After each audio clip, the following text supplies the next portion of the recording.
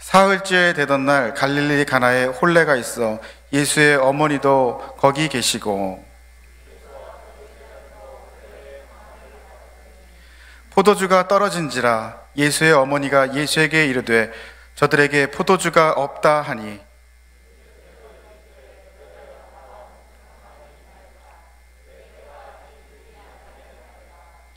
그의 어머니가 하인들에게 이르되 너희에게 무슨 말씀을 하시든지 그대로 하라 하니라.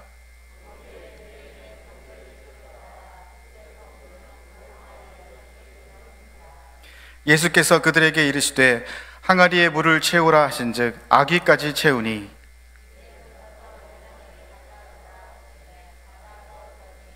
연회장은 물로 된 포도주를 맛보고도 어디서 났는지 알지 못하되 물 떠온 하인들은 알더라. 연회장이 신랑을 불러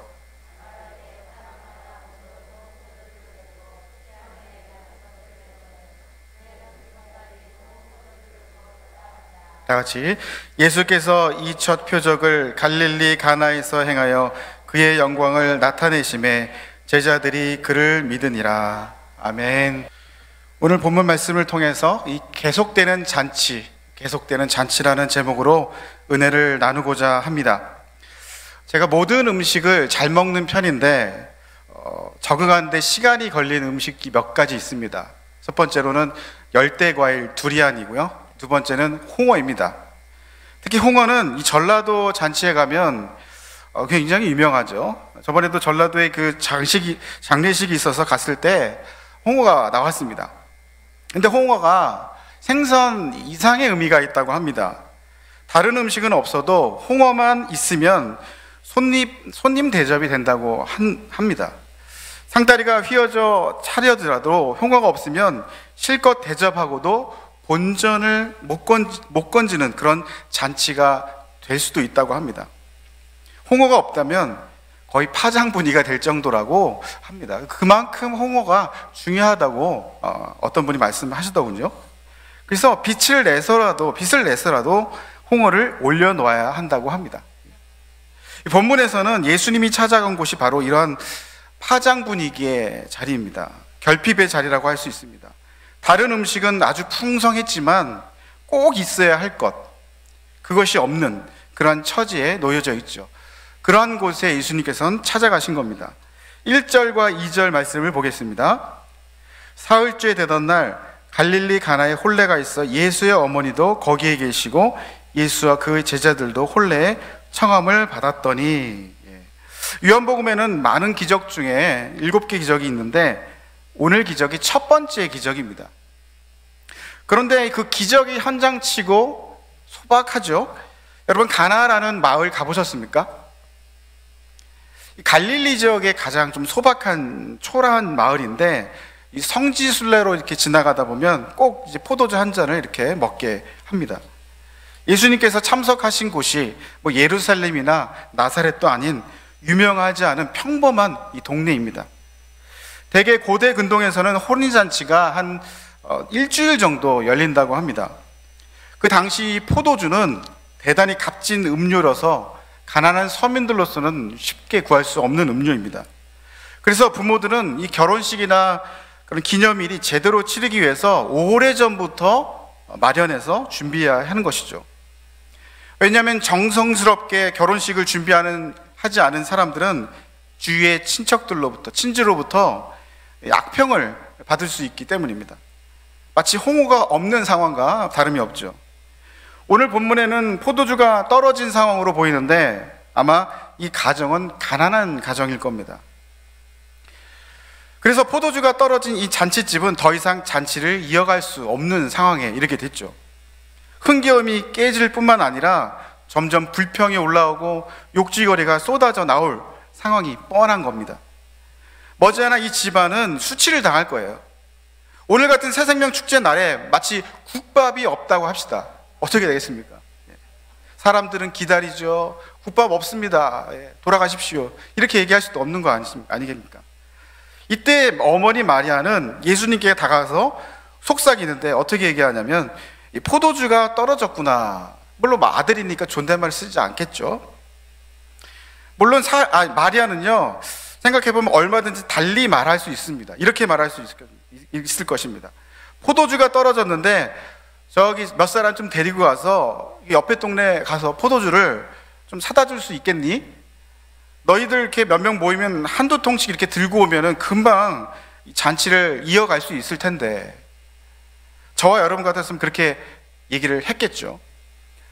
근데 마리아는 이 다 큰 아들을 이래라 저래라 이렇게 자신의 생각과 판단으로 개입하거나 조종하지 않고 다만 그저 포도주가 떨어졌구나 라고 넌지시 말을 아끼며 말을 했던 것이죠.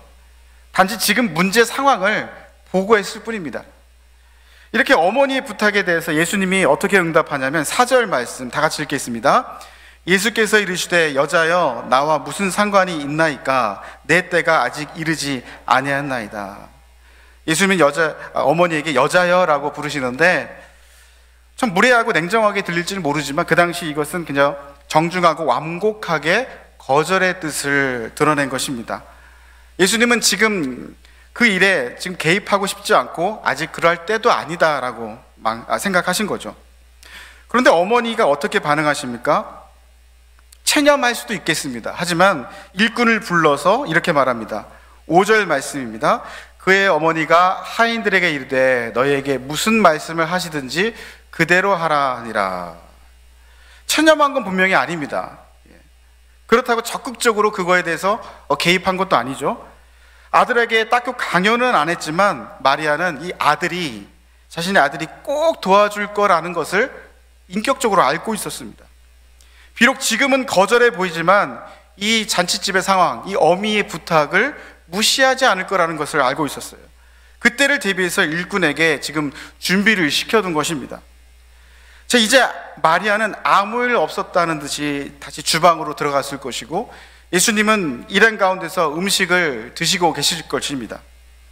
얼마 시간이 지나지 않아서 예수님께서 일꾼을 부르십니다.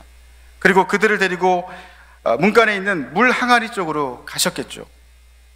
유대인들은 음식을 먹기 전에 반드시 손을 씻어야 했습니다. 요즘은 덜하지만 이제 코로나 시절에 이제 우리도 손 세척제를 이렇게 바르지 않았습니까? 손을 정결하게 씻어야만 이 먹는 음식에 부정이 타지 않는다고 굳게 믿었기 때문입니다. 이 경건한 유대인들로서는 이 포도주가 떨어진 것보다 더 중요한 게 씻을 물이 없는 게 더 중요했습니다. 그래서 돌로 만든 커다란 6개의 항아리를 준비해 두고 있었죠. 예수님은 일꾼들에게 단순하게 말씀하십니다. 7절에 항아리에 물을 채워라. 일꾼들은 속으로 이렇게 생각했을 것입니다. 아니, 손님이 때로 몰려오려나? 이렇게 많이 채워. 이렇게 불필요하게 많은 물을 준비할 필요가 있었을까? 여러 가지 생각이 있었을 터인데 그저 그런 생각들을 접어놓고 단순히 순종했습니다. 그래서 6개의 물 항아리에 물이 가득 채워졌을 때 예수님이 또 그 다음 스텝을 얘기하시죠. 일꾼들에게 다시 명령하시죠. 이제는 떠서 연회장에게 갖다 줘라.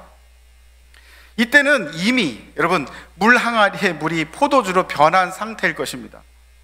일꾼이 이 물 항아리에 바가지를 넣고 나서 이렇게 한번 휘저었을 때 깜짝 놀랐을 것입니다. 희게 생긴 물이 이 불구스름하게 변했기 때문이죠. 그 포도주 바가지를 이렇게 잔치 맡은 연회장에게 전해졌을 때 일꾼은 아마 이렇게 손이 떨렸을지도 모르겠습니다. 너무나 신비롭고 처음 보는 그런 광경이기 때문에 두렵기도 했을 것입니다. 아니, 한쪽 손은 자기의 얼굴을 이렇게 흔들었을 수 있을 겁니다. 내가 정신이 있는 사람인가? 이게 포도주 맞나? 분명 맛을 봤기 때문에 포도주인 것이 확실하죠. 그리고 자지 맡은 연회장은 그 바가지를 들고 한 모금 마셔봤을 때 눈이 휘둥그레졌을 겁니다. 믿을 수 없다는 표정으로 한 번 더 마셨을 것입니다. 그리고 급히 신랑을 불렀습니다. 그리고 손에 들고 있는 포도주 바가지를 가리치면서 10절과 같이 말했습니다. 다 같이 읽어보겠습니다. 말하되 사람마다 먼저 좋은 포도주를 내고 취한 후에 낮은 것을 내거늘 그대는 지금까지 좋은 포도주를 두었도다 하니라. 이거는 칭찬이자 감탄입니다. 또한 어리둥절한 표정도 있었겠습니다. 사람들이 이적을 일으킨 사람을 이제 수소문해서 찾고자 했을 때 예수님은 아마 한쪽에서 V자를 가리키면서 내가 했지 이렇게 얘기하지는 않았을 거예요. 여러분 아시다시피 예수님은 자기에 대한 스타일식이 없었습니다. 이적을 할 때 내가 했다라는 그것이 중요한 게 아니라 그 이적을 통해 어떠한 더 풍요로운 의미를 모든 사람이 깨닫게 하기 위해서 하신 것이죠. 그래서 이 표적을 통해서 예수님께서는 하나님이 하신 일을 보게, 체험케 하셨습니다. 11절 말씀은 보면 요한복음 기자가 이렇게 기록해 두고 있습니다. 11절 말씀입니다. 예수께서 이 첫 표적을 갈릴리 가나에서 행하여 그의 영광을 나타내심에 제자들이 그를 믿으니라. 믿게 하기 위해서, 제자들이 믿게 하기 위해서. 여기서 기적이라는 말 대신에 표적이라는 말을 사용했습니다. 단순히 어떤 사람들이 주목할 만한 어떤 이벤트가 아니라 그걸 넘어서 뭔가 깊은 의미를 담고 있는 것이죠. 손가락이 있습니다. 손가락을 보는 것이 아니라 손가락이 가르치는 어떠한 그 대상, 그 의미를 깨닫기를 원하신 겁니다. 위의 것을 예수님께서 가르치신 것이죠. 그러기 위해서 우리는 이 본문의 핵심 단어인 이 잔치라는, 이 상징이라는 그 주제에 대해서 우리가 주목할 필요가 있는데, 여기서 잔치다라고 하는 것은 무엇입니까? 우리의 각자의 인생을 말하고 있습니다. 사실 하나님께서 이 세상을 창조하시고 우리를 지으셨을 때 창조 섭리와 목적이 뭐냐면 우리의 인생과 이 사회를 하나의 잔치로 만드시는 것이었습니다. 그런데 문제는 무엇입니까? 이 잔치판이 깨졌다는 거예요. 누가 깼습니까? 제가 안 깼습니다. 우리 모두가 깨었습니다. 하나님이 차려놓은 이 잔치를 깬 것은 잔치의 주인이신 하나님이 아니라 손님으로 초대받은 우리가 깼습니다. 구체적으로 뭘 얘기합니까? 우리의 거짓과 탐욕으로, 우리의 죄로 인해서 하나님과의 관계가 깨졌고, 이웃과의 관계가 깨졌고, 자연과의 관계가 깨졌습니다. 서로 싸워서 정복하는 관계로 나가게 됐습니다. 전염병이 수시로 발생하게 됐고, 또 정치권에도 여야가 서로가 으르렁거며 싸우고 있습니다. 또 나라가 서로가 핵으로 힘을 과시를 합니다. 하지만 이렇게 하나님께서 원래는 이걸 의도한 것이 아니라 하나님께서 차려놓으신 원래의 잔치는 모두가 참여하고 모두가 함께 행복을 누리는 그 잔치였죠. 반대로 현실은 강자만 잔치를 누리게 되고 약자는 소외됐습니다. 여러분, 오늘날 우리가 살아가는 현실이 뭐냐면 내가 먼저 강자가 돼서 우리의 삶을 나름대로 잔치를 만들어보고 하지 않습니까? 돈으로, 쾌락으로, 어떤 출세로 나름대로의 우리의 영원한 잔치를 부단히 만들려고 합니다. 하지만 알아야 할 것은 우리가 무엇으로 잔치를 만들든 결국은 고갈된다라는 거예요. 포도주가 동난다라는 겁니다. 오늘 말씀처럼 결혼잔치집에 포도주가 떨어져서 파장 날 뻔했던 것 같은 위기가 결국은 우리의 인생 마디마다 찾아온다는 겁니다. 정신의학자 칼 융이라는 사람이 이렇게 얘기했습니다. 인생의 35세에서 40세 전후로 인생의 첫 위기가 찾아온다. 성취 중심의 삶을 살아가는 사람들은 이제는 의미 중심의 삶으로 바꿔야 된다 얘기합니다. 또 은퇴하신 분들은 또 그동안 살았던 어떤 직위나 성취의 그런 것들을 내려놓고 이제는 존재 중심의 삶으로 바꿔야 되는 것이죠. 그렇지 않으면 우울증이나 여러 가지 증상으로 우리에게 찾아오게 되고요. 또 다른 신앙으로 그것을 통해서 나가지 않으면 또 다른 부분은 술이나 도박으로 그것을 해결하려고 또 잔치를 벌이려고 하지만 결국은 악순환이 되는 것입니다. 설령 우리가 죽는 순간까지 모아놓은 많은 포도주가 있다 할지라도 우리가 스스로 만든 잔치이기 때문에 결국은 권태감과 우울감과 허무감이 몰려오기 마련입니다. 그렇습니다. 우리가 스스로 만든 잔치는 우리를 진실로 영원토록 만족해 할 수 없습니다. 그리고 그 잔치는 결국 끝나게 되었다라는 것을 오늘 본문에서 말하고 있습니다.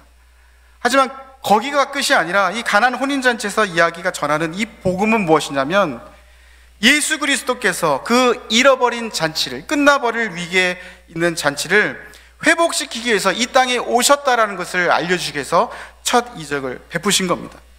그리고 오늘 우리의 상편과 상황을 뛰어넘는 영원한 참된 잔치를 우리에게 베풀어 주시는 분이 바로 예수님이다라는 겁니다.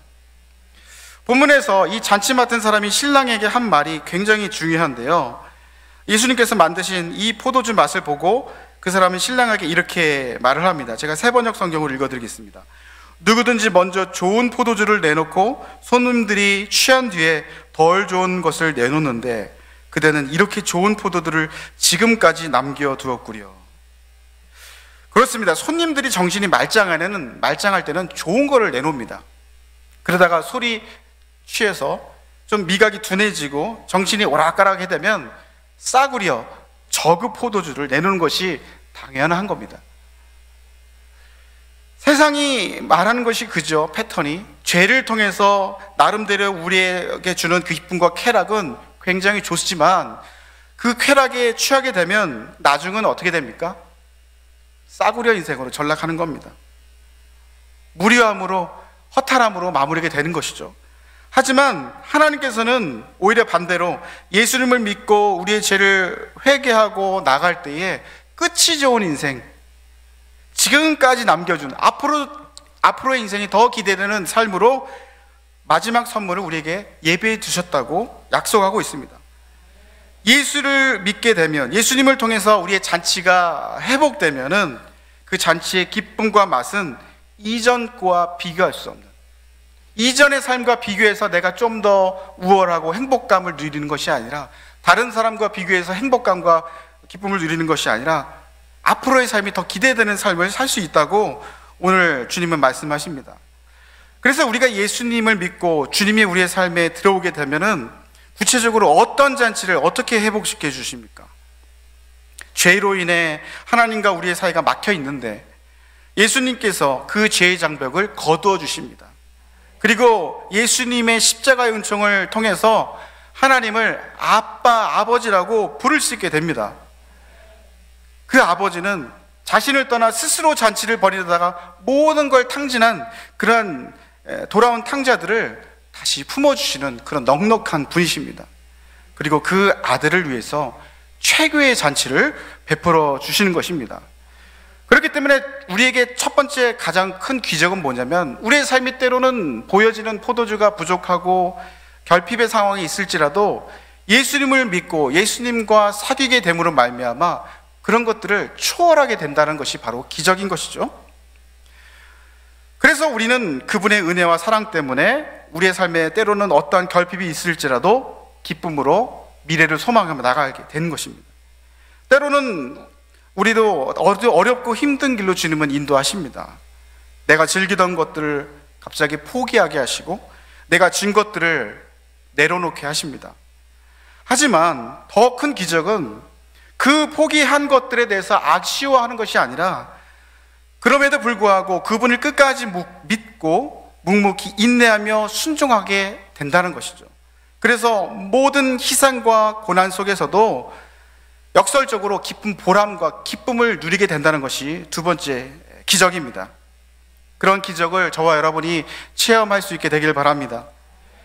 간절히 바라옵기는 올해도 예수 그리스도께서는 저와 여러분 삶 가운데 오셔서 이렇게 잃어버린 잔치를 다시 회복시켜 주실 것입니다.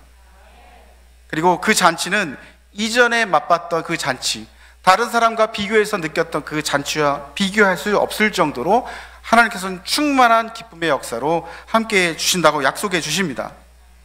그리고 그 잔치는 한 번 끝나는 것이 아니라 결코 끝나지 않는 영원한 잔치를 배설해 주신 것입니다.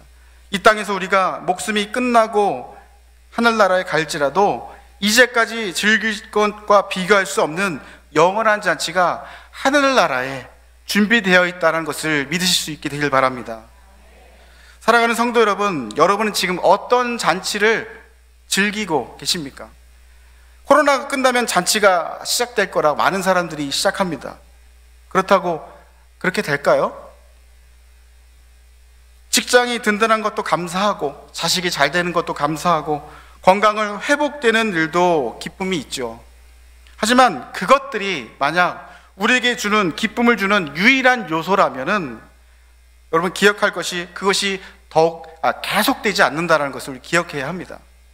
저는 한때 여행을 다니고 굉장히 좋아했습니다. 집착할 정도로 여행을 좋아했습니다. 근데 여행을 한창 다니고 보니까 무료함이 찾아오더라고요. 여행해 줄 수 있는 기쁨이 한계가 있구나. 그래서 여행지에서 며칠 계획했던 여행을 접고 돌아오게 된 일이 있었습니다. 우리가 그토록 바라는 것, 이것만 있으면 행복하겠다. 이것만 있으면 내가 정말 여한이 없겠다라고 생각한 것 주어보시면 별것 아니라는 거예요.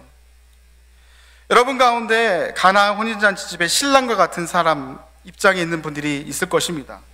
아니, 우리 모두가 그런 상황이 있습니다. 우리가 마주하는 삶의 상황들 때문에, 어려운 일 때문에 기쁜 잔치집 같던 상황이 마치 이 황량한 이 수치로 가득한 상황으로 계신 분도 있을 것이죠.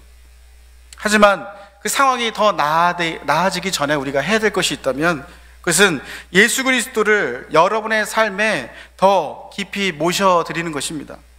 신랑 되신 예수님과의 첫사랑을 다시 회복하는 겁니다. 우리가 스스로 만든 잔치로부터 눈을 돌려서 예수님께서 만들어주신 그 영원한 잔치에 참여하는 것입니다. 말씀을 마무리하겠습니다. 오늘은 새생명 초청잔치로 드려졌고 다음 주는 태신자를 또 초청해서 추수감사주일로 하나님께 감사의 예배를 드립니다. 또한 풍성한 바자회와 노래자랑, 게임마당으로 잔치를 열 것입니다. 여러분, 2022년 우리가 살아가면서 실수하고 실패했던 것 더 이상 묵상하지 마시고 이제 앞으로 우리 교회를 통해서 역사하실 것들, 여러분의 삶을 통해서 하나님 영광 받으실 그 기쁜 소망된 미래를 바라보시면서 주님과 함께 기쁨의 잔치를 누릴 수 있게 되기를 주님의 이름으로 축원합니다. 축원합니다.